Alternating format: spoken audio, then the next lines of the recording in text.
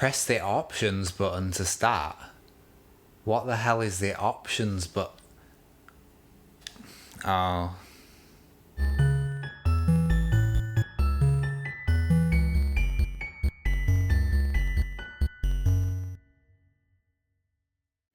Star Ocean Integrity and Faithlessness is an unfinished game, not in the way that you might have heard, as a complete product that's 20 hours long, far too short for a JRPG of this type and in the Star Ocean series to boot, and not in the way Drakengard 3 was unfinished. That game only needed a few bug fixes, a bit of optimisation and a budget to speak of. No, Star Ocean Integrity and Faithlessness is a completely unfinished game. I'm going to try and keep this review from becoming a tedious list of things that are wrong with the game, but that task I feel will be almost as difficult as accepting that no less than 3 of my favourite JRPG series have now been crushed into the dirt by the awful business practices of Square Enix. The 5th and worst entry in the Star Ocean series is a perfect storm of bad ideas. What is clear very early on is that developers Tri-Ace did not implement a single idea into Star Ocean 5 that other games in the series didn't do significantly better. The combat being the biggest issue and perhaps the most important, so I'll start there. Prepare to spend 90% of your time in battle tapping X and then circle, then back to X. These are light and heavy attacks, and both your characters and the enemies can use them, as well as block with square. Light interrupts heavy, heavy breaks a guard, and guarding allows a counter when hit with light attacks. The problem is, the enemy AI is barely functional, and animation speeds are incredibly unbalanced. Enemies will not act very often. When they guard, they simply stand there just asking to be hit by a heavy attack. The light attacks barely take away any HP, and guarding is boring because you're basically just standing there waiting. Star Ocean 4's brilliant timed dodging mechanic is gone. Most frustrating of all, when enemies use heavy attacks, their animations are always faster than pretty much any of your actions.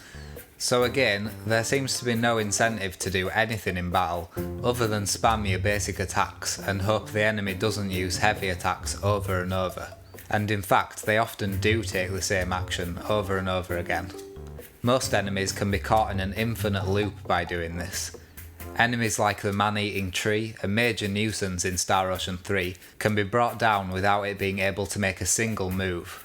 The bonus gauge makes a return, but while you are given different bonuses for performing different actions and mixing up your battle styles in Star Ocean 4, in this game the gauge gives a gradually building bonus to everything. It goes up when you hit enemies and goes down when you get hit. Again, nowhere near as in depth as it was previously.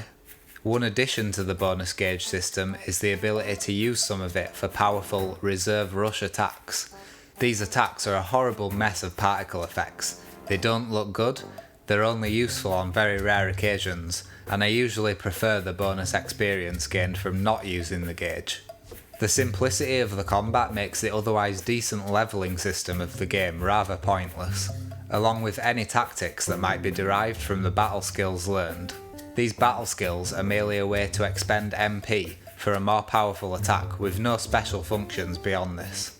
Movement had a massive role to play in the 2 previous games, not so much in Integrity and Faithlessness. Moves like Sidekick allowed the player to outmaneuver tough enemies, whereas here it seems brute force will always prevail.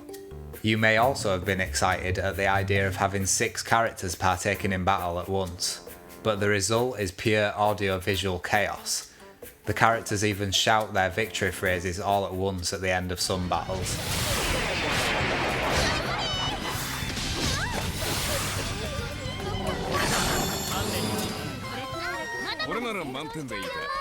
Is this an early access game?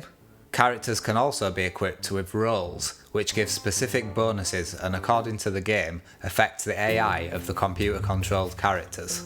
These roles can be levelled up, which eventually unlocks new roles. Abilities such as harvesting and mining are returning features, though these features again feel broken and unfinished as there are no animations in place for them, unlike in Star Ocean 4. Harvest points are still just glowing particle effects, rather than something that looks tangible like it's actually there.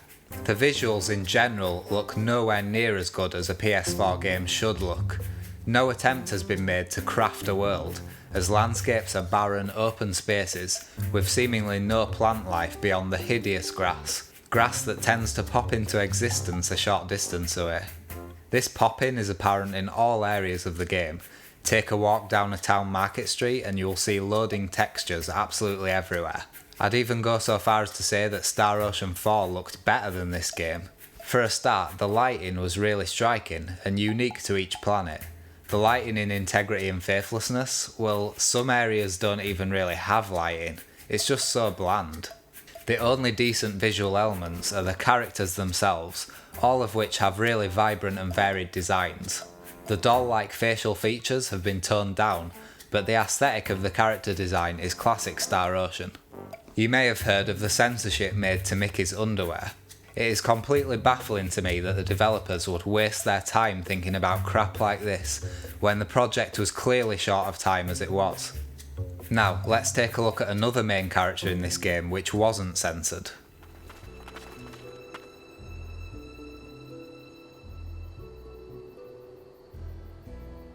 術を発動するとき以外、施したはずの呪印が確認できないこと。この子には術のコントロールができていない。 Can we see a bit of a contradiction here maybe? I actually really like this character's design, but it just niggles me that time was spent crafting her bouncing breast physics when you can literally clip through any character in the game. Oh, did I not mention that? Yeah, something which isn't even an issue in any PlayStation 1 games that I can think of is an issue in this game.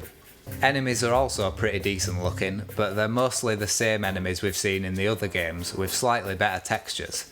There's no visual coherence in enemy placements, which you would expect of a PS4 game. What I mean by that is, as you explore the world, you come across more open areas with a completely random assortment of enemies in them. It's all set up superficially for the battles, ignoring the idea that these are supposed to be living creatures inhabiting this planet. So immersion breaking, and so much squandered potential. Think of what Final Fantasy XII managed to achieve with its seamless combat system and enemy placements. That was 10 years ago. Think of how far JRPGs should have come. The camera in Star Ocean Integrity and Faithlessness is one of the worst I've ever encountered. Not only in battle, where the constant low angle sometimes pushes the player's view behind objects, which completely obscure the screen, but also just walking around. It reacts to every little bump in the ground that your character walks over.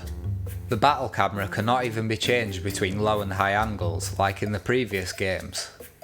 Some of the elements in the game stem from a misguided desire to emulate the polish of Western AAA titles, or that's their excuse at least.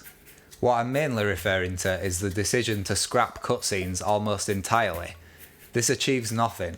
When dialogue starts, you're given a small circle to walk slowly around in. Characters will also sometimes stand in odd positions, facing away from the speaker. The creators claimed that they added this feature as a way to keep cutscenes from interrupting gameplay, but there is no gameplay. In my opinion, the real reason is that Tri-Ace was being rushed by Square Enix, and just didn't have the time. They didn't have to create the animations or think about camera angles, just have the characters stood there talking. During these scenes, characters will often join the party without really giving a reason why they care about what you're doing. Or sometimes they'll leave the party without so much as saying bye. It's all very confusing. This of course sucks a lot of the excitement out of the story. Not that the story is particularly good in any way. Again, Tri-Ace's lack of development time shows here, as the story reads like a first draft from a high school English student. Throughout the game, I usually either had no idea what was going on, or what the characters were meant to be doing, or I knew what they were doing, but their actions were simply stupid. Prime example, a spaceship crashes near the main character's hometown. They rescue a passed out girl from some people shooting laser beams. They return home and hand the girl over to the doctor. However, nobody questions who this girl is or mentions the giant spaceship that crash landed about 100 feet from the town gates. This is the planet's first contact, by the way, so this isn't a regular occurrence. Don't even get me started on the awful names that Tri-Ace come up with for everything. Fidel Camus, Mickey Sylvester, Planet Fakereed, Stahal Village. The characters' names especially seem to get more ludicrous with each new game. All these characters have really generic American voice actors, just like all JRPGs seem to have recently.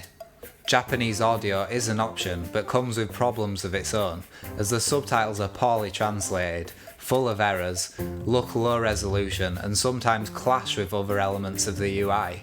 What's the best thing about Star Ocean Integrity and Faithlessness? Well, the soundtrack by Motoi Sakuraba is great as always. So fitting to the Star Ocean series and unique to video games in general, with its complex time signatures and distinctive instrumentation. But what stands out about Star Ocean 5's soundtrack? Nothing at all. Most of the tracks are note-for-note rearrangements of tracks from the other games. Motifs do not match the places they've been used for, because they were composed for places in other games and hurriedly attached to the areas of this game. I could probably double the length of this review if I really wanted to, but I don't see the point.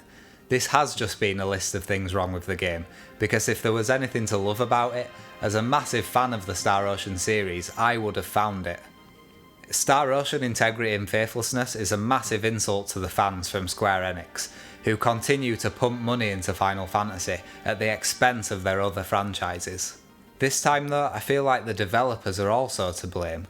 They could not have possibly thought they were bringing out a game worthy of the Star Ocean name. This game is shallow, boring and broken. Please try Ace, just don't make another one.